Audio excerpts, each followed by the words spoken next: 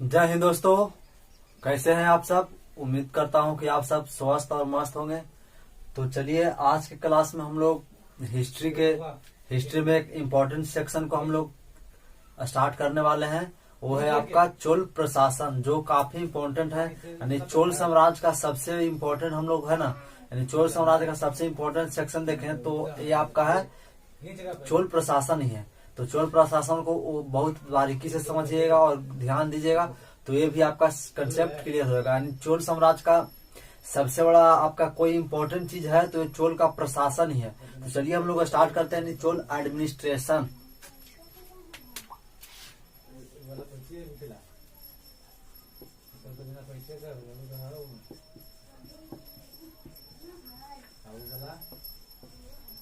हिंदी में भी लिख देते हैं आपको चोल प्रशासन।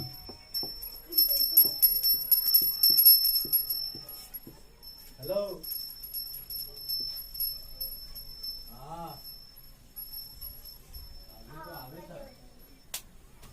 चोल प्रशासन, चोला एडमिनिस्ट्रेशन। तो चलिए हम लोग स्टार्ट करते हैं चोल प्रशासन। क्या हम लोग स्टार्ट करेंगे चोल प्रशासन। तो देखिए सबसे पहले शुरुआत बिंदु हम लोग करेंगे चोल प्रशासन के। बाकी जो चोल वंश है, पीछे क्लास में अगर चोल वंश के बारे में नहीं देखे होंगे वीडियो, तो वीडियो का जाकर पहले देख लीजिएगा, उसके बाद ये आपका सेक्शन है जो कंप्लीट से हो जाएगा। चलिए हम लोग स्टार्ट करते हैं क्या चोल प्रशासन। तो हम लोग सबसे पहले देखेंगे चोल प्रशासन का हेड कौन होगा, जो प्रधान होगा कौन होगा। बताइए, अगर कुछ कॉमन सेंस लगाइए कि कौन हो सकता है चोल प्रशासन का हेड, है ना। यानी चोल प्रशासन का हेड कौन हो सकता है, तो ये हेड होगा कौन, राजा। यानी हेड कौन होगा, राजा। चोल प्रशासन का हेड कौन था, होता था तो राजा होता था। तो देखिए यानी चोल प्रशासन के हमको सबसे इम्पोर्टेंट और सबसे खासियत चीज ये लगा कि जो चोल प्रशासन में इसके बाद अगला राजा बनेगा, तो राजा बनने के लिए क्या करने के लिए, राजा मान लीजिए अभी ये राजा कोई व्यक्ति का नाम क्या है, कोई मान लीजिए श्याम, मान लीजिए कोई कुछ मान ले सकते हैं, मान लीजिए अभी श्याम राजा है। तो श्याम को मान लीजिए कि अगर 4 बेटा है तो उसको में से श्याम का कौन बेटा राजा बनेगा। इसके लिए चोल काल में सबसे बड़ा क्या था, तो वहाँ निश्चित नियम बना हुआ था। क्या बना हुआ था, तो डिफिनिट नियम, यानी नियम बना हुआ था। नियम क्या बना था, तो निश्चित नियम बना था। निश्चित नियम क्या नियम निश्चित क्या था, नियम बना हुआ था। किसके लिए, तो राजा बनने के लिए। मतलब अगर किसी राजा का मान लीजिए कि श्याम का 4 बेटा है, तो 4 बेटा में कौन बेटा राजा बनेगा। बताइए कौन से लगा सकते क्या सकते हैं। तो मन में आ रहा हो कि सर बड़ा बेटा वही राजा बनेगा, तो जी नहीं। इसके पहले जिसने भी देख रहे राजवंश, वो यही चाह रहा था कि जो बड़ा बेटा है तो बनेगा, अगर बड़ा बेटा बनने लायक ना है तो बनता अलग अलग बनता था। लेकिन चोल प्रशासन का सबसे बड़ा खासियत है ना कि राजा बनने के लिए एक निश्चित नियम था कि जैसे मान लीजिए श्याम का 4 बेटा है, तो चारों बेटा में सबसे ज्यादा जो योग है, यानी जो व्यक्ति जो योग है, उसको अधिकारियों के द्वारा यानी जो वहाँ प्रशासन काम करता था, सभी जिसको चुन लिया, जिस चारों में से जिसको एक को चुन लिया। मान लीजिए कि सेकंड था, उसका नाम था राम। क्या नाम था, राम। तो राम को ही चुन लिया। तो राम को जब तक राजा रहेगा तो राजा अपने अधीन में उसको यानी ट्रेनिंग देगा, ताकि अगर भविष्य में अगर जब राजा वो बने तो उसको कोई कठिनाई ना हो सके, बाहरी जब आक्रमण आए तो उसको संभाल सके, है ना। तो इसके लिए राजा क्या था, ट्रेन किया था। और उसी को हम लोग क्या कहते हैं, युवराज कहते हैं। क्या हम लोग कहते हैं, युवराज।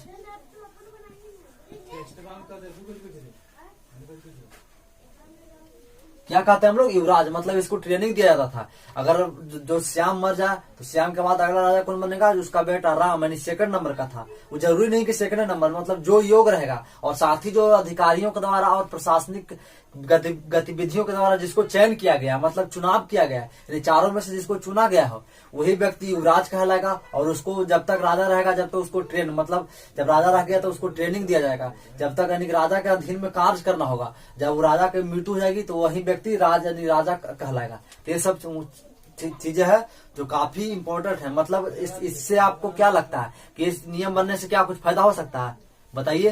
तो फायदा सबसे बड़ा ये है कि जो मतलब 4 बेटा था श्याम को, तो जो आपस में लड़ेगा नहीं, जिस तरह से आपने मौर्य काल में देखा कि अशोक ने अपने 99 भाइयों को हत्या कर राजा बना था। मतलब राजा बनने के लिए संघर्ष हुआ था, यानी भाइयों के बीच क्या हुआ था, संघर्ष। तो इसी संघर्ष को देखते हुए चोलों ने एक नया नियम लगाया कि जो जिसको हम युवराज घोषित कर देंगे वही व्यक्ति आगे राजा होगा। यानी कि संघर्ष के लिए, राजा के लिए बनने के लिए संघर्ष इसमें आपको देखने के लिए नहीं मिलेगा।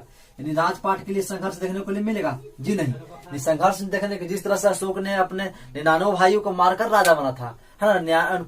बड़ा भाई था जो कर रहा था सुसीम कि हम राजा बनेंगे, और भाई था जो भी कर रहा था कि हम राजा बनेंगे। तो ऐसे कंडीशन में राजा कौन बनेगा?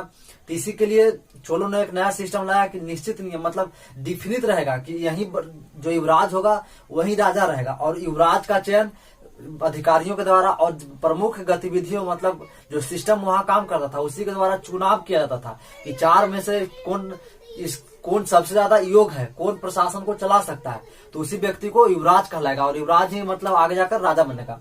तो ये चीज हो गई। हम लोग देखेंगे सैन्य व्यवस्था को, देख लेते हैं सैन्य व्यवस्था। सैन्य व्यवस्था, तो देखिए सैन्य व्यवस्था भी चोलों का काफी इंपॉर्टेंट ही चीज है। चाहे आपको पता हो कि चोल के पास थी आपका क्या था, तो थल सेना ही था। थल सेना हम लोग देखेंगे, थल सेना में 3 तरह के मिलने थे। एक पैदल सेना, पैदल, एक को हम लोग कहेंगे अश्व सेना, यानी कि घोड़ा का सेना हम लोग कहेंगे अश्व। एक हम लोग क्या कहेंगे, अश्व सेना। एक हो गया पैदल सेना, एक हो गया अश्व सेना, और एक हो गया गज सेना। गज सेना, पैदल मतलब पैदल चलने वाला सैनिक को हम लोग पैदल सेना कहेंगे। अश्व मतलब घोड़ा, यानी संस्कृत शब्द है, तो घोड़ा से चलने वाली, घोड़ा के से चलने वाले सैनिक को हम लोग क्या कहेंगे, अश्व सैनिक। और सभी को अलग अलग ये हेड होता था, मतलब पैदल सेना के हेड होता था अश्व सेना का, और गज मतलब हाथी होता है, यानी हाथी के पर जो सैनिक चलते थे उनको हम लोग हाथी सेना कहते हैं, उसी को हम लोग गज सेना कहते हैं। ये चीज हो गई। मतलब हम लोगों ने देखा कि थल सेना में बहुत सारे, यानी कि पैदल सेना भी देखने को मिला, अश्व सेना, गज सेना। और जो अश्व था, यानी कि ट्रेनिंग अश्व लोग, यानी चोल लोग जो राजा होता था वो अश्व यानी घोड़ा को अरब देश से मंगाता था। कहाँ से? अरब से, है ना। यानी काफी एक बार एक प्रश्न पूछ दिया दरोगा में कि चोलों ने अपने साम्राज्य को व्यवस्थित करने के लिए घोड़ा किस देश से मंगाता था, तो वो ये अरब देश से मंगाता था। कौन? सोना। अब देखिए यहाँ एक इम्पोर्टेंट ये है कि आप लोगों ने पिछले क्लास में आपको पढ़ाया गया था कि चोलों की सबसे बड़ी विशेषता क्या है कि इसने 9 सेना का गठन किया था। क्या किया था? 9 सेना, यानी राज प्रथम ने 9 सेना का गठन किया था। 9 सेना, यानी 9 सेना का, यानी नेवी सेना का क्या किया था? गठन किया था। कौन किया था? तो राज प्रथम ने। इसके पहले किसी ने हम लोग को उल्लेख नहीं, हम लोग ने देखा कि नौसेना पर ज्यादा बल दिया, लेकिन पहली बार चोल का कौन शासक है? राज प्रथम, यानी चोलों का प्रथम राज प्रथम है, जिसने आपका देख लीजिए तो नौसेना पर बल दिया। और इसी में एक और है राजेंद्र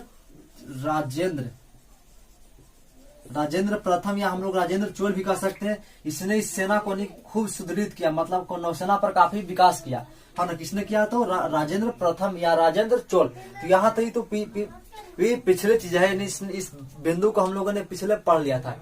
कोई नया टॉपिक नहीं है, फिर भी एक बार आपको एक जगह एकत्रित कर रहे हैं, चूंकि हम लोग का टॉपिक है क्या? सैन्य व्यवस्था। उसी को हम लोग क्या करते हैं, एक साथ हम लोगों ने इंक्लूड कर दिया। तो ये हो गई सेना के बारे में, सॉरी ये सैन्य व्यवस्था का देख लिए। उसके बाद हम लोग देखेंगे, थोड़ा सा देख लेते हैं हम लोग अधिकारी या मंत्रिमंडल। यानी अगला नंबर हम लोग क्या देखने वाले हैं? अधिकारी और मंत्रिमंडल। तो देखिए मंत्रिमंडल का क्यों, जैसे देख लीजिए, अगर मोदी जी देश के प्रधानमंत्री हैं, तो मोदी जी को कार्यों में सहयोग करने के लिए अलग अलग मोदी जी ने अलग अलग विभाग के क्या किया? मंत्री का निर्वाचन किया। मतलब देख लीजिए तो महिला एवं बाल विकास मंत्री स्मृति ईरानी रहेगी, रक्षा मंत्री राजनाथ सिंह रहेंगे, गृह मंत्रालय यानी पूरा भारत को अगर गृह आंतरिक रूप से कोई चीजों को देखना है तो आपका अमित शाह हो गए, और साथ ही बहुत सारे रेल मंत्री अलग अलग हो गए। उसके बाद मतलब वित्त मंत्री निर्मला सीतारमण। मतलब हम लोगों ने ये देखा कि मोदी जी अपने कार्यों को में सहायता करने के लिए अलग अलग व्यक्तियों को मंत्री बनाया, ताकि वो आसानी से कार्य को कर सके, है ना। तो देखिए उसी तरह मंत्रिमंडल का मुख्य उद्देश्य क्या होता है कि राजा को, जैसे राजा हम लोग क्या है, तो जैसे अभी लोकतंत्र तो राजा हम लोग नहीं कर सकते, लेकिन भारत का जो हेड है, विधायिका का हेड कौन? आपका प्रधानमंत्री। तो प्रधानमंत्री के कार्यों को सहायता प्रदान करने के लिए मंत्रिमंडल का या मंत्री परिषद का गठन किया गया है ना। तो ठीक उसी प्रकार हम लोगों ने देखा कि क्या चोल काल में यानी चोल वंश में हम लोगों ने देखे कि अधिकारियों का और मंत्रिमंडल का उल्लेख मिलता है, तो जी नहीं। देखिए चोलों का सबसे बड़ी विशेषता यह है कि चोल डायनेस्टी चोल वंश में मंत्रिमंडल का कहीं उल्लेख नहीं मिलता है। मतलब जो राजा होता था वो राजा अपने जो कार्य को करने के लिए कोई मंत्री का गठन नहीं किया था, मतलब ये अधिकारी का गठन करता था। किस लिए? ये हम लोगों ने देखा कि चोल काल में मंत्री का यानी मंत्रिमंडल का उल्लेख नहीं मिलता। मन में प्रश्न होगा सर राजा इतना काम को कर देता होगा, तो हाँ कर सकता है, ऐसा नहीं है। आज ऐसे देख लीजिए, अगर व्यक्ति मुख्य प्रधानमंत्री है, प्रधानमंत्री सभी कार्य को नहीं देख सकता। देखिए नेता लोग कोई कार्य को नहीं करता, जो कार्य करता है वो आईपीएस करता है, मतलब अधिकारी करता है। वो झूठ मूठ का और मंत्री वगैरह रहेगा तो और पैसा देखते हैं कितना लूटपाट हो रहा है, लूट कर सब अपने पैकेट में धर रहा है। उसको देखिए वहां पर प्रॉपर्टी जब्त हो रहा है, उसके यहाँ सीबीआई जा रहा है, उसके यहाँ है ना, ये सब खेल आप देखिए ना। तो जरूरी नहीं है कि मंत्रिमंडल रहने से आप कार्य हो सकता है। कार्य जो मूल रूप से करता है कौन? अधिकारी ही करता है। तो अधिकारी रहेगा तो कार्य हो सकता है। तो चोलों ने इस पर ज्यादा ध्यान दिया, किस पर? कि सैनिकों अधिकारियों पर। और चोल में दो तरह के अधिकारियों का हम उल्लेख मिलता है। एक को हम लोग क्या कहेंगे? पेरुंदम,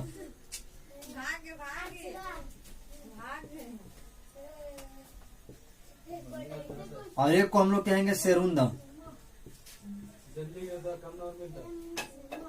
एक को हम लोग क्या कहेंगे? यानी चोल काल में दो तरह के अधिकारियों का उल्लेख मिलता है। एक हो गया पेरुंदम और दूसरा सेरुंदम। पेरुंदम और सेरुंदम का जैसे पूरा भारत की हम लोग बात करें तो भारत के अधिकारी कौन कौन बनता है? जो यूपीएससी क्वालिफाई करके जाता है, मतलब जो यूपीएससी पास करके जाता है वो आईएएस अधिकारी बनता है। जस्ट वही बिहार में देख लीजिए, तो बिहार में अगर कोई व्यक्ति बिहार का यानी बीपीएससी से जो जाएगा वो एसडीएम बनेगा। तो बड़े अधिकारी को हम लोग पेरुंदम कहेंगे और छोटे अधिकारी को हम लोग क्या कहेंगे? सेरुंदम। तो क्या हम लोग कहेंगे? बड़े अधिकारी को हम लोग पेरुंदम कहेंगे और छोटे अधिकारी को हम लोग क्या कहेंगे? सेरुंदम। ये चीज होगी, यानी पेरुंदम और सेरुंदम में अंतर आप समझ गए होंगे।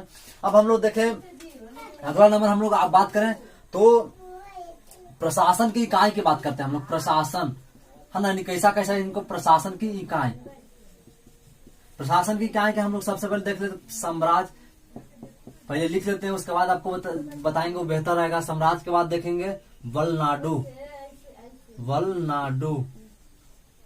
उसके बाद देखें हम लोग नाडु, उसके बाद देखें हम लोग कुर्रम, उसके बाद देखें हम लोग गांव।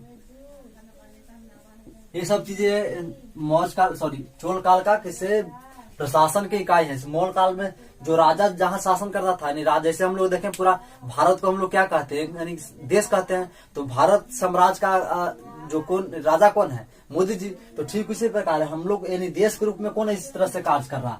तो देश के रूप में कार्य कर रहा है कौन? साम्राज्य। यहाँ राजा शासन, पूरा राजा के लिए बात करें तो हम लोग साम्राज्य की बात करेंगे। बल्लाडू मतलब क्या होगा? कमिश्नरी। क्या हुआ? कमिश्नरी। बलनाडु के लिए हम लोग क्या करेंगे? यूज करेंगे कमिश्नरी। इसके लिए हम लोग क्या करेंगे? तो जिला। यानी नाडु के लिए हम लोग क्या यूज करेंगे? आधुनिक युग में नाडु का अर्थ क्या हुआ? तो जिला हो गया। और एक कुर्रम मतलब हुआ गांव का समूह। क्या हुआ? गांव का समूह। और गांव मतलब समझ रहे हैं, मतलब गांव का समूह एक तरह से हम लोग कह सकते हैं कि पंचायत या फिर तहसील कह सकते हैं, ब्लॉक वगैरह कह सकते हैं। ये चीजें हो गई। तो हम लोगों ने देखा कि प्रशासन की इकाई में सबसे बड़ा कौन है? साम्राज्य। और सबसे छोटा यानी प्रशासन की सबसे छोटी इकाई कौन है? गांव। तो इस तरह से राजा शासन कहाँ करेगा? साम्राज्य में। और गांव में कौन शासन करेगा? तो गांव में अधिकारी होते थे। तो हम लोगों ने देखा कि मूल रूप से जो प्रशासन की इकाई है चोल काल का, तो साम्राज्य सबसे बड़ा है। और उसके बाद कमिश्नरी का हम लोग चोल काल में क्या कहेंगे? वलनाडु, या इसी को कोट्टम भी कहा जाता है। क्या कहा जाता है? कोट्टम। इसको हम लोग क्या कह सकते हैं? कोट्टम भी कह सकते हैं। और नाडु मतलब क्या हुआ? नाडु का अर्थ क्या हुआ? जिला। और इधर कुरम का क्या होता? गांव का समूह। कुरम का मतलब क्या हुआ? गांव का समूह, है ना। नहीं, गांव का समूह को हम लोग क्या कहते हैं? कुर्रम। क्या हम लोग कहते हैं? कुर्रम। और ये हो गई। अब देखेंगे, यानी कि यहां से देख रहे हैं बलनाडु से लेकर कुर्रम तक जितने भी अधिकारी, यानी कमिश्नर में कार्य करने के लिए एक अधिकारी, जैसे हम लोगों ने देखा कि आधुनिक समय में जिला में कार्य करने के लिए एक जिला अधिकारी होता है, जिसको हम लोग डिस्ट्रिक्ट मजिस्ट्रेट अर्थात डीएम कहते हैं। उसी प्रकार देखें हम लोग ब्लॉक में तो बीडीओ होता है, ब्लॉक डेवलपमेंट ऑफिसर। तो अलग अलग चीजों में हम लोगों ने देखा कि आधुनिक समय में यानी अभी वर्तमान परिप्रेक्ष्य में हम लोगों ने देखा कि जिला को चलाने के लिए सरकार ने डीएम का गठन किया, डीएम को चयन किया, डिस्ट्रिक्ट मजिस्ट्रेट। उसी प्रकार ब्लॉक के लिए बीडीओ यानी ब्लॉक डेवलपमेंट ऑफिसर, प्रखंड विकास पदाधिकारी। तो ठीक उसी प्रकार कमिश्नर में कार्य करने के लिए अधिकारी रहा होगा, जिला में कार्य करने के लिए अधिकारी रहा होगा, गांव को समूह में चलाने के लिए एक अधिकारी रहा होगा। क्योंकि अब तो यहाँ मंत्रिमंडल तो है नहीं कि यहाँ का एक हेड होगा, यानी कि जिस तरह से प्रांत है, जैसे हम लोग देखें कि बिहार के अलग मुख्यमंत्री हैं।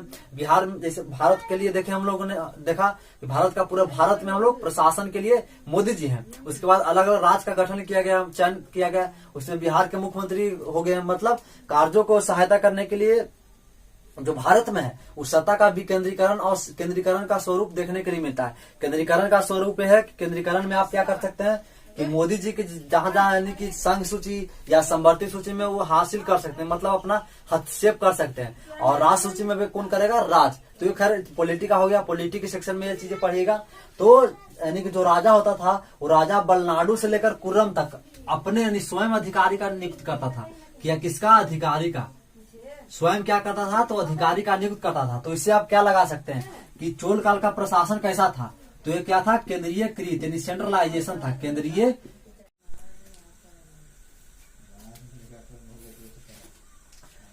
तो चोल प्रशासन में शासन कैसा था? तो केंद्रीयकृत, मतलब राज्यों भी बलनाडु से लेकर कुर्रम तक अधिकारी का चयन कौन करता, नियुक्त कौन करता था?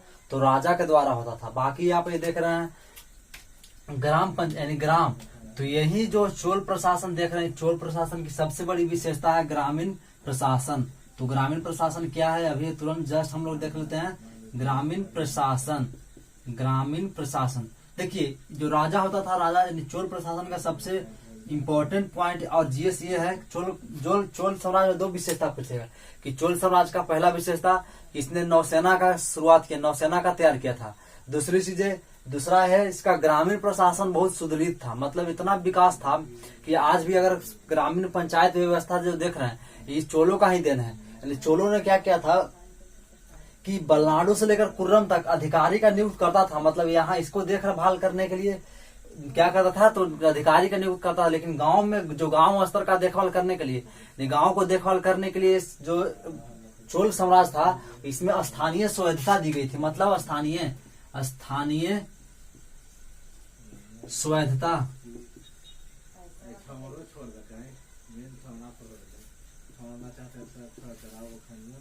स्थानीय स्वायत्तता मतलब क्या हुआ? लोकल लेवल पर फ्रीडम। गांव स्तर पर फ्रीडम दी गई थी, मतलब आजादी दी गई थी। क्या कि वहां जो मतलब मान लीजिए कि आपके गांव है, यानी किसी गांव का एग्जांपल लेता, बलरामपुर लेते एग्जांपल, तो बलरामपुर गांव को अगर देखभाल करना है तो बलरामपुर गांव कहीं लोग ही देखभाल करेंगे। मतलब स्थानीय लोकल स्वायत्तता दी गई थी कि जहाँ का गांव है उसी गांव का लोग देखभाल करेगा।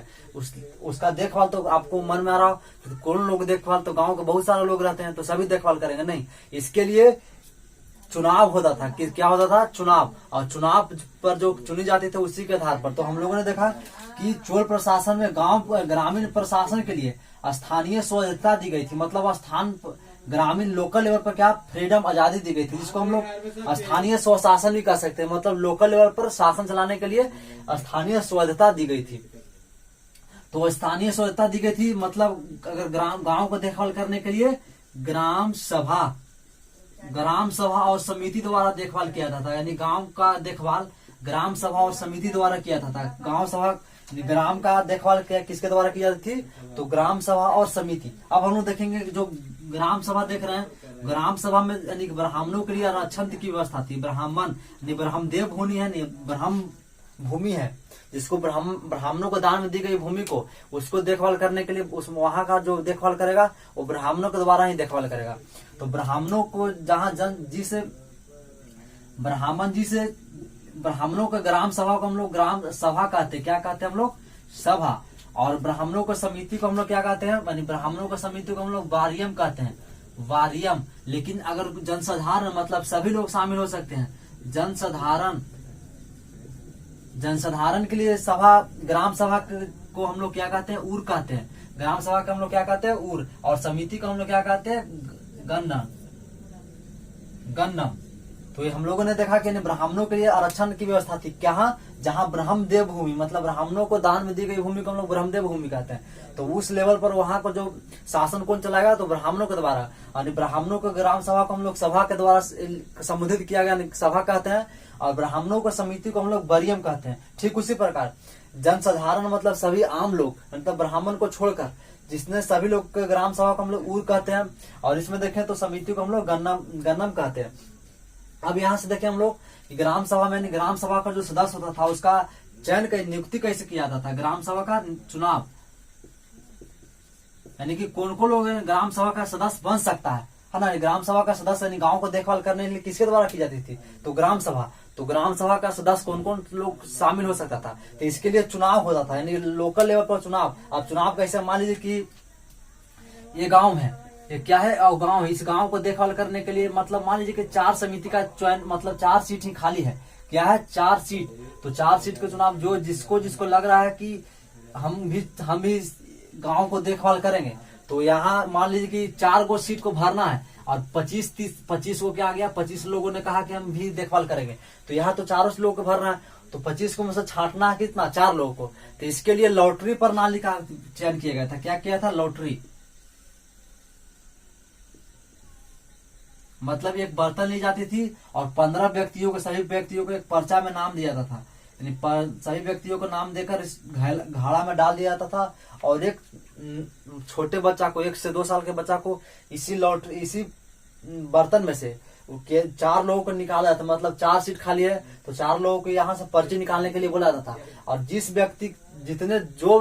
जिस नाम पर 4 लोगों को निकला वही क्या करेगा? ग्राम सभा का सदस्य होगा। तो ग्राम सभा का सदस्य कैसे होता था? तो लॉटरी प्रणाली द्वारा। कैसा होता था? लॉटरी प्रणाली द्वारा। अब हम लोग देखें कि जैसे इसका एग्जांपल आपको आज भी देखने के लिए मिलेगा। जैसे अगर गांव में देखिए कि अगर गांव में जब बंटवारा होता है तो एक भैंस है और एक भैंस को मान लीजिए अगर 4 भाई में बांटना है तो भैंस को तो हम अलग अलग नहीं काट कर बांट सकते हैं। जैसे घर को बांटना है तो घर में मान लीजिए कि 4 या 5 कमरा होता तो एक एक कमरा हम लोग दे सकते हैं, डिस्ट्रीब्यूट कर सकते हैं। लेकिन अगर भैंस को 4 लोगों के बीच बांटना है तो कैसे बंटेगा? तो इसके लिए गांव में आज भी देखिए बंटवारा के समय यानी भाई के बंटवारा में लॉटरी प्रणाली आपको देखने के लिए मिलेगा। मतलब एक किसी 4 को पर्ची बन गया और उसी 4 पर्ची में एक घड़ा में डाल दिया और एक छोटे बच्चा को, 1 से 2 साल के बच्चा को बुलाया जाएगा और उसको ये बोला जाएगा कि इस पर्ची में से एक पर्ची को निकालना है। और जो जिस नाम का पर्ची निकलेगा उसी का क्या हो जाएगा? भैंसिया हो जाएगा, है ना। तो हम लोगों ने इस लॉटरी प्रणाली आज देख रहे हैं, आज भी इसका प्रचलन हम लोग को देखने के लिए मिलता है। तो चोल साम्राज्य में, चोल काल में जो ग्राम सभा का चुनाव होता था वो किस पद पर होता था? वोट के द्वारा नहीं होता था, इसमें लॉटरी प्रणाली होती थी। क्या होती थी? लॉटरी प्रणाली। तो ये हो गया। अब हम लोग देखेंगे कि अगला नंबर की जो ग्राम सभा का सदस्य होता था उसका कार्यकाल नियुक्ति कैसे पहले देख लेते हैं हम लोग। क्या देखते हैं? यानी कि क्वालिफिकेशन क्या क्या होनी चाहिए। तो क्वालिफिकेशन होने के लिए सबसे पहले उसका योग्यता है, उसको घर होना चाहिए, यानी अपना खुद का एक आवास होना चाहिए। यानी जो व्यक्ति ग्राम सभा का सदस्य हो सकता है, बनना चाहता है, तो उसके पास क्या होना चाहिए? तो अपना एक आवास होना चाहिए। जैसे अगर कोई व्यक्ति अगर उसका घर नहीं है और दूसरे के यहाँ टैक्स जाएगा, टैक्स मांगने जाएगा, तो जो व्यक्ति के, जैसे अगर कोई अमीर व्यक्ति गरीब का क्या हाल जान सकता है? गरीबी कभी देखने नहीं किया तो गरीबी का हाल क्या जान सकता है? ठीक उसी प्रकार ग्राम को ऐसा व्यक्ति को इसका सदस्य बनाया जाएगा जिसके पास खुद का आवास होना चाहिए। दूसरी चीज इसका उम्र सीमा, जैसे हम लोगों ने देखा कि लोकसभा में अगर कोई व्यक्ति लड़ना चाहता है चुनाव तो उसके लिए कम से कम उम्र कितने सीमित की गई है? तो 25 साल। राज्यसभा के लिए 30 साल। उसी प्रकार विधानसभा, राज्य में देखें विधानसभा में 25 साल और विधान परिषद में 30 साल। तो इस तरह से चोल काल में ग्राम सभा का सदस्य बनना है तो इसके लिए आपको उम्र सीमा तय की गई थी। उम्र सीमा कितने तय की गई थी? तो 35 साल आपको कम से कम होना चाहिए। कम से कम आपको 35 साल होना चाहिए और अधिकतम आप 70 साल तक इसमें कार्य कर सकते हैं। यानी अगर आपका उम्र 35 साल से लेकर 70 साल के बीच में है तभी आप क्या कर सकते हैं? ग्राम सभा का सदस्य बन सकते हैं। इसके साथ ही तीसरा कंडीशन ये है कि आपके पास खुद का जमीन भी होना चाहिए। जमीन कितना होना चाहिए? तो 1.5 एकड़ जमीन होना चाहिए। कितना एकड़? 1.5 एकड़। 1.5 एकड़ कहने का मतलब लगभग देख ले हम लोगों तो 1 एकड़ में 32 कट्ठा, तो 1.5 एकड़ हो गया। तो 32 और 16 और जोड़ देते हम लोग लगभग 38 हो गया। तो कुल मिलाकर देखें तो लगभग 2 बीघा के आसपास अगर आपके पास जमीन है तो ग्राम सभा का आप सदस्य बन सकते हैं। ये तीसरा कंडीशन हो गया कि ग्राम सभा के सदस्य बनने के लिए सबसे पहले आपको एक अपना खुद का आवास होना चाहिए। दूसरा 35 वर्ष का होना चाहिए। 35 से 40 सॉरी 35 से 70 1.5 एकड़ का जमीन होना चाहिए, 1.5 एकड़। चौथा कंडीशन ये है कि आप निर्दोष होना चाहिए, यानी आपको कोई दोषी नहीं होना चाहिए, निर्दोष, यानी आपका निर्दोष होना चाहिए। 5वां कंडीशन ये है कि आपका जहां जिस गांव के लिए अगर समिति का चुनाव हो रहा है, सदस्य का चुनाव हो रहा है, उसी गांव का आपका निवासी होना चाहिए, उसी गांव का क्या होना चाहिए, आपका निवासी। तो ये हो गया आपका ग्राम सभा का सदस्य बनने के लिए क्वालिफिकेशन। क्या होनी चाहिए, क्वालिफिकेशन। क्वालिफिकेशन में अगर 4 5 6 यानी 5 चीज अगर आप फुलफिल कर रहे हैं, इसके आप तो भर रहे हैं, तो आप ग्राम सभा का चुनाव लड़ सकते हैं। ये चीज हो गई। अब ग्राम सभा का हम लोग देखेंगे कार्यकाल। कार्यकाल कितने साल का रहता होगा, कार्यकाल देखें तो ग्राम सभा का 1 साल का ही होता है। यानी जिस तरह से मुखिया अगर हम लोग सुनते हैं तो मुखिया तो 5 साल के लिए होता है ना, लेकिन ग्राम सभा का कार्यकाल 1 साल होता था। मतलब कि इस साल यानी प्रत्येक 1 साल पर चुनाव होता था, यानी 1 साल हो गया तो प्रत्येक 1 साल पर ग्राम सभा का सदस्य के रूप में चुनाव होता है। इसलिए मान लीजिए अगर कोई व्यक्ति एक वित्त यानी राजस्व वसूलने के लिए उसको अधिकार काम दिया गया और उस ससुरा क्या किया, चोरी कर लिया, यानी पैसा को हड़प फड़प कर अपना घर बनाने में लगा दिया, तो जब अगला नंबर आएगा तो उस व्यक्ति को पहले तो चुनाव नहीं लड़ेगा। दूसरा, उसके पद पर दूसरा लोग अगर उसमें आएगा तो उसके लिए क्या होगा, वही व्यक्ति इसको कहेगा कि क्या किया, ससुराई चोरी किया है, मतलब पैसा को खूब लूटा है, तो उसको राजा के द्वारा दंड दिया जाता था। एक चीज हो गई, कार्यकाल 1 साल का हो गया। अब देखेंगे हम लोग कि उसका क्या है, यानी कि समिति का क्या क्या कार्य हो सकता है, यानी कार्य क्या क्या, यानी ग्राम सभा का सदस्य का क्या क्या कार्य हो सकता है। तो पहला हम लोग देखेंगे राजस्व, यानी टैक्स वगैरह कौन वसूलेगा, राजस्व हो गया। गांव में अगर न्याय दिलाना है तो न्याय दिलाएगा। मंदिर का देखभाल करना है तो मंदिर का देखभाल कौन करेगा, ग्राम सभा। उसके साथ सिंचाई व्यवस्था, यानी सिंचाई अगर गांव में करना, सिंचाई व्यवस्था भी कौन लागू करेगा, तो ये ग्राम सभा का सदस्य। यानी हम लोगों ने देखा कि ग्राम सभा का कार्य मुख्य रूप से कार्य क्या है, तो राजस्व, यानी कि गांव में जो टैक्स वसूलना है वो टैक्स वसूलेगा कौन, ग्राम सभा का सदस्य। और सदस्य टैक्स वसूल कर राजा के यहाँ जमा करेगा, यानी राजा को देगा। उसी प्रकार अगर गांव में अगर लड़ाई झगड़ा हो जाए तो उसको न्याय कौन दिलाएगा, मतलब छोटा मोटा मुकदमा है उसको न्याय देना ना है ग्राम सभा का सदस्य का ही। अगर मंदिर में को देखभाल करना तो ये भी काम ग्राम सभा का सदस्य का ही। गाँव में अगर सिंचाई व्यवस्था अगर लागू रखना है, मतलब विकास करना है सिंचाई व्यवस्था में, तो ये चीजें भी हो गई ग्राम सभा के। अब हम लोग देखें अगला नंबर, हम लोग मंदिर स्थापत्य देखेंगे। मंदिर, मौर्य काल के मंदिर स्थापत्य, ये काफी इंपॉर्टेंट है। तो आपको पिछले क्लास में हम लोगों ने मौर्य काल में आपको बताया था कि मौर्य काल में पल्लवों ने जो द्रविड़ शैली का शुरुआत किया था, मंदिर निर्माण की शैली द्रविड़ शैली, उसी को किसने विकास किया, तो चोलों ने अगला विकास किया। द्रविड़ शैली के में इसने विकास किया। दूसरी चीज है, इसी द्रविड़ शैली में चोलों ने बहुत सारा इसने पत्थर का प्रयोग किया, पहाड़ से चट्टान को काटकर और उसी चट्टान को क्या किया, काटकर लाकर और उसी पत्थर के द्वारा मंदिर निर्माण किया। यानी मंदिर निर्माण में न के बराबर ईंट का प्रयोग किया जाता, मतलब ईंट का प्रयोग किया जाता लेकिन न के बराबर, लेकिन ज्यादातर क्या यूज किया था, पत्थर। पत्थर का यूज करने, इसीलिए एक व्यक्ति, एक इतिहासकार का नाम क्या है, फर्ग्यूसन।